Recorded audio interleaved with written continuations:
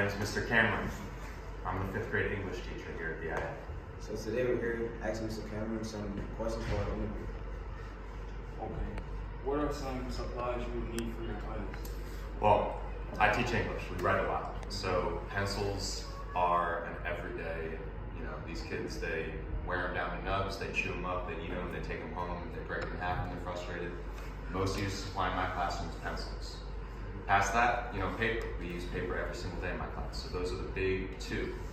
Everything else, we'll use it frequently, but it's if you want two, those are the two big ones. Paper, lined paper for writing, and number 2 pencils. Okay.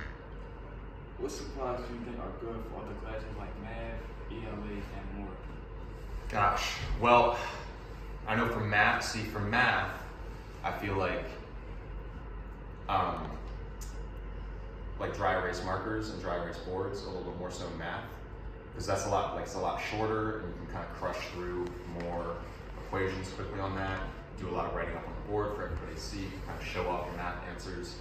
Writing is a lot more meticulous, so I don't think it works as well at this level, 5th grade and above, with whiteboard markers and little tiny whiteboards. But I mean, I'm a little old school. It's paper and pencil for me. Every class should use paper and pencil, for sure. What's something a classroom will need to help with education? Gosh, a teacher. Hey, I'm doing an interview right now. You need something? It's not. All right. What's something a classroom? The main thing is the classroom needs to feel comfortable for the students that are in it. If you go into a space and you're not comfortable, you're not going to focus on the learning because you're always going to be looking over your shoulder about something. So for me, I don't know if you want to pan around the classroom a little bit. I got my little cozy corner set up there, a lot of books. Pan over there to the home for my best friend. Here she is. She's not my best friend, she's one of my friends. But it's got to feel comfortable. People have to want to come into the room to want to work. So basically, make yourself better and not making yourself better so they can have a good environment to learn.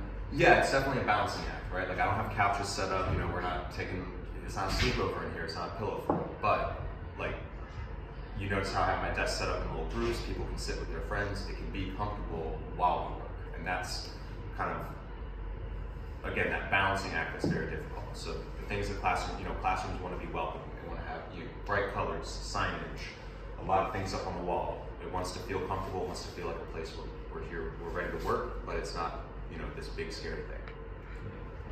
Last question. So, how are these supplies going to help you students? It's gonna. Notebooks, pencils. Yeah.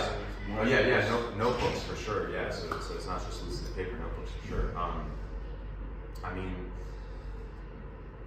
Writing's not natural. Writing is something. No baby is born knowing how to write. Right. Kids raised by wolves don't know how to write. Writing is not natural. So the more you do it, the better at it you get. And there's no way to get better at it unless you do it. So having these supplies ready and on hand every single day, ready for every single student, that's ultimately what is going to allow them to practice the skill that's going to make it easier for them to succeed in this skill later in life. So it's practice, practice, practice. You get better at more practice. Absolutely. I'm not saying that everybody gets better at the same rate. Some people are naturally gifted at some things, but everybody can improve at everything if they spend time on it. Exactly, if they spend the time on it. And part of that time is making sure that you're prepared. So if you waste the first 5 minutes of class gathering all your materials, then that's 5 minutes wasted, right? So if the materials are already